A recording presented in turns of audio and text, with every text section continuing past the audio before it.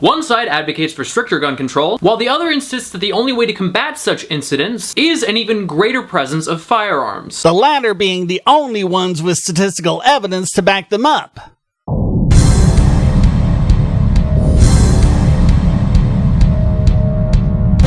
Often repeating such platitudes as, the only thing that can stop a bad guy with a gun is a good guy with a gun, which the statistics back up.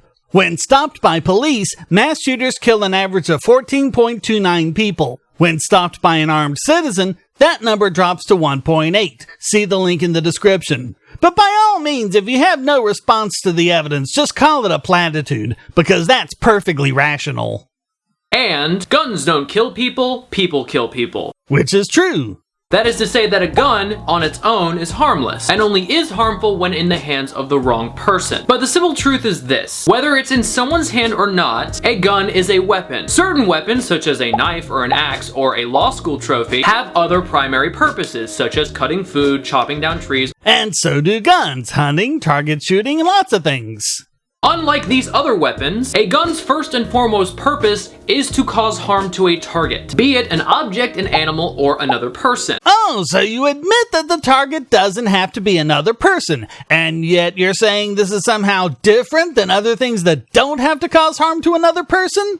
And actually, guns are better than knives and axes because they're good at defense, as the same link shows.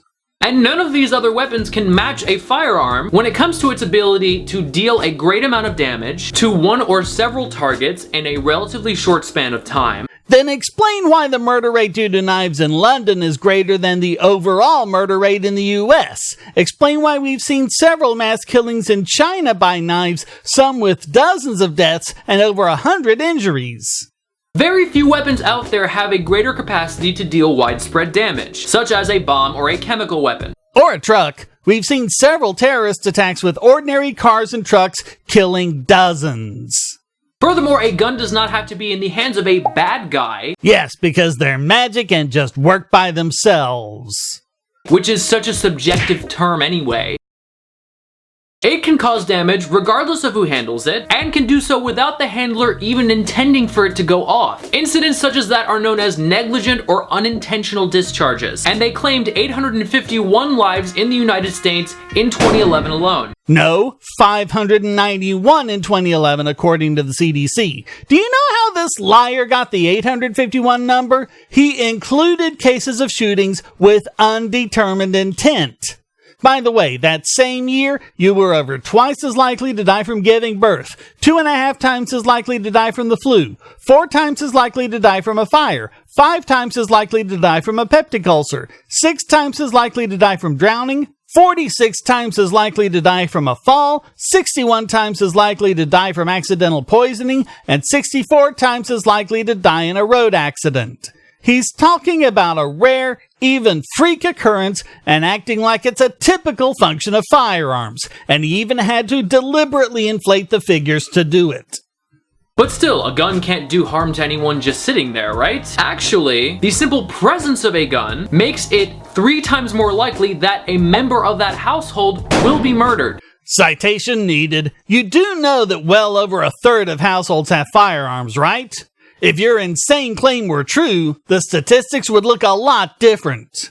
Also, it's a correlation-causation fallacy. Even if it were true, it could just mean that people who live in high-crime areas are more likely to buy a gun for defense. Notice that he didn't give the qualification that they were murdered with the same gun that they owned, even though that's clearly what he tried to imply. He is a liar. Especially when there is a dispute between intimate partners or family members. Most people who are murdered by a family member, regardless of weapon used. There is no data whatsoever to suggest that they're less likely to be murdered with a knife or some other weapon if no gun is available. As a matter of fact, if and when you buy a gun, that gun is 43 times more likely to shoot you or someone that you know than it is to shoot an intruder. Lie, lie, lie, lie, lie. According to several different analyses, including data from the CDC, a gun is 2 to 5 times more likely to be used to prevent a crime than to commit one. But even then, how is that the gun's fault? The simple fact that it's there causes people to gravitate towards more aggressive behavior. There isn't the first piece of evidence that this is the case. It's called priming. That's not what priming is, liar! I've given a link to the Psychology Today entry on it. Nothing about it says you're going to be more aggressive if you own a gun. You're just making up lies! Next is the oft-repeated phrase, the only thing that can stop a bad guy with a gun is a good guy with a gun. The statistics show it is by far the most effective way to stop a criminal. That's not the case. Just ask anyone from the city of Vancouver. A famous study compared the cities of Vancouver and Seattle, both of which are very similar in terms of demographics, and both had near identical rates when it came to crimes such as robbery and burglary. The main difference is that Vancouver enacted stricter gun control laws while Seattle did not. First of all, a famous study is not a proper citation. Second, you can cherry pick any two cities you want to tell whatever story you want to tell. But when you look at worldwide statistics overall, you find that the homicide rate goes down with gun ownership, not up. Now let's look at things on a more international level. When compared to other high-income countries, homicide rates in the United States are 6.9 times higher. And that statistic is due almost entirely to the fact that our firearm homicide rate is 19.5 times higher. No, it isn't. It's due to the fact that the FBI counts homicides differently than other countries do. Other countries look at convictions, which means that they're undercounting unsolved homicides, whereas the FBI looks at reported homicides, where someone just claims a homicide happened, and crimes cleared by arrest, regardless of the outcome of the trial, which means they're not counting cases where the person was innocent and no murder took place. Also, the U.S. counts self-defense and other justified killings as homicides, but anti-gun liars like you pretend that they're all criminal murders. The fact is, when you correct for this difference, the U.S. murder rate is on par with the rest of the world. It's actually lower than the U.K. There's a reason why many pro-gun advocates opt for catchy slogans instead of statistics. Wow, really? Sometimes rhetoric can more effectively sway a person's thinking than numbers. Well, you'd know, we're the ones relying on statistics, real statistics. It's you people who are relying on cherry-picked cases and arguments based on feelings. Projection much? One other common fallacy I see committed in this debate is the coming to get our guns tactic. That is, advocates for stricter gun control want to do away with guns entirely, which would include forcing you to surrender any and all firearms that you already own. In addition to being a strong image, this is a fallacy that's known as the straw man. No, it isn't. You people call for this all the time, but run away from it as soon as someone calls you on it. The United States is responsible for 80% of all firearm deaths in the developed world. Lie! Including 86% of overall female firearm deaths. Oh, you're gonna bring women into it. Okay, more statistics for you to lie about. According to a Department of Justice's Bureau of Justice Statistics report called The Sexual Victimization of College Women, victims of completed rape were far less likely to have forcefully resisted those who only experienced an attempted rape. In fact, 70% of victims of attempted rape used physical violence against their attacker. Another study published in the Journal of Interpersonal Violence found that women using physical force against their attacker suffered no more increased violence or injury as a result. Their attackers did not escalate. In fact, it's very effective at getting them to stop. And a study published in the journal Social Problems found that when a woman uses a gun against a rapist, there's only a 0.09% chance that the rape is completed and a 0.0% chance that she'll be injured. A knife was as effective at preventing the rape, but with a knife, 69.4% of victims ended up being injured. I know which one I'd pick. There's also a study in the Journal of Quantitative Criminology that found that women who resist rape with a gun dramatically decrease the probability of the rape being completed, and one from the Journal of Criminal Justice, which found that armed women were 2.5 times more likely to escape uninjured than those who resisted by any other means. and yet you're willing to open your mouth and tell outright lies to stop women from having the single best means of defending themselves from an attacker. You leftists are not feminists. You do not care about women. You only care when you can use them as a tool to push your disgusting political agenda, an agenda that costs lives. And 87% of all child firearm deaths. Lie. Since you mentioned 2011 earlier, I'm going to keep using CDC statistics from that year. For children under 15, there were 92 suicides by firearms compared to 195 suicides committed by other means. There were 217 firearm homicides out of 985 overall. 13 deaths by discharge of firearms of undetermined intent out of 200, and 74 deaths of accidental discharge by firearms, making a total of 396 deaths by firearm of children under 15. They're more likely to die of the flu. They're 2.4 times as likely to die of cardiovascular disease and over 10 times as likely to die from non-firearm related accidents.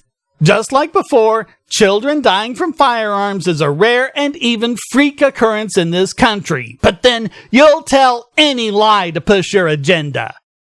The most common form of gun death? Believe it or not, it's actually suicide. In 2011, there were 39,518 deaths by suicide. Only 19,990 were by firearms. And if you're going to blame firearms for America's suicide rate of 3.36 in 2015, then perhaps you could explain why Japan's suicide rate that same year was 19.7, almost 6 times as much, even though Japan has incredibly strict gun control and very low gun ownership rates. In fact, we see no correlation worldwide between suicide rates and gun ownership.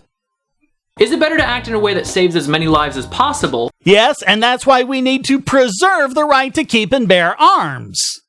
And these were exactly the questions that were facing the country of Australia in 1996. In the wake of a mass shooting, they enacted stricter gun control laws, as well as a federal buyback of certain firearms. And guess what? Gun crime has fallen sharply since then. Hey, wait, I thought you said it was a straw man to say you wanted to take people's guns. That's exactly what Australia did, and here you are advocating it. And they haven't had a mass shooting since. Lie, lie, lie, lie, lie. Wikipedia lists several, including 2 in the year before you made your video. Also, the weapon itself is immaterial, as our contention is that murderers will just use other weapons. As of right now, it's been 22 years since the 1996 Port Arthur massacre. In that time, there have been 17 massacres in Australia from weapons of all kinds, with a total of 96 deaths. In the 22 years before the Port Arthur massacre, there were 15 massacres with a total of 86 dead. Gun control made no difference.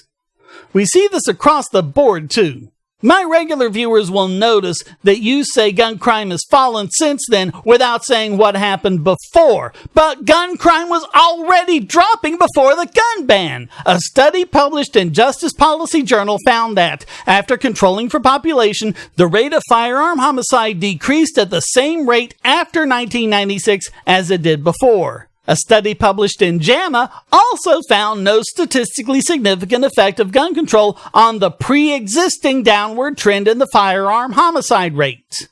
In fact, a study published in the International Journal of Criminal Justice found, quote, although the total number of published peer-reviewed studies based on time series data remains relatively small, none of these studies has found a significant impact of the Australian legislative changes on the pre-existing downward trend in firearm homicide.